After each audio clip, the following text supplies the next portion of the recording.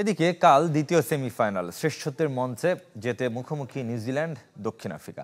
সাম্প্রতিক পারফরমেন্সে ব্ল্যাক ক্যাপরা এগিয়ে থাকলেও ইতিহাস পরিসংখ্যান প্রোটিয়াদের পক্ষে। তবে দক্ষিণ আফ্রিকা ডেরায় ইনজুরির হানা, গোড়ালির চোটে টুর্নামেন্ট থেকে ছিটকে গেছেন এইডেন মার্করাম।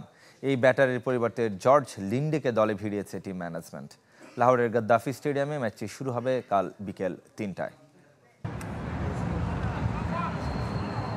কাগজে কলমে চ্যাম্পিয়ন্স ট্রফির দ্বিতীয় সেমিফাইনাল। তবে দক্ষিণ আফ্রিকা নিউজিল্যান্ড ম্যাচ এক অর্থে দুই চোকার্সের লড়াই।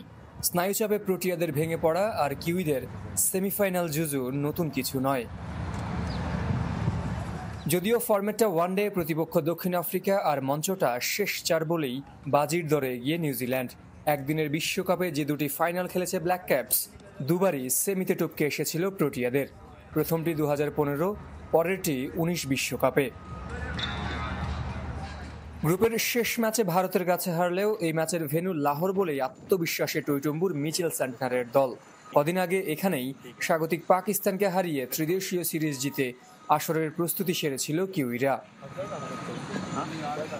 দক্ষিণ আফ্রিকার জন্য আইসিসি ইভেন্টে ব্যাক টু ব্যাক ফাইনাল খেলার হাতছানি। টি-20-র পর এবারে ডাকছে চ্যাম্পিয়ন্স ট্রফি, যে টুর্নামেন্টের প্রথম আসরের শিরোপাটাই বিশ্ব ক্রিকেটে এখন পর্যন্ত তাদের একমাত্র প্রাপ্তি।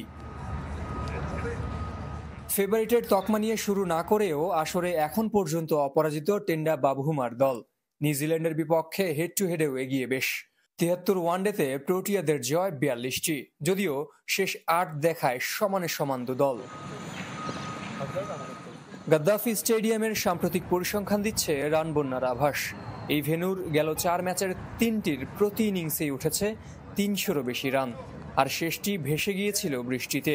যদিও আবহাওয়ার পূর্বাভাস বলছে বুধবার ঝলমলে থাকবে সিটি অব গার্ডেন্সের আকাশ, আর তা ভুল প্রমাণ করে বৃষ্টি হলেও রিজার্ভ ডে তো থাকছেই। জেড সাগর, চ্যানেল 24, লাহোর, পাকিস্তান।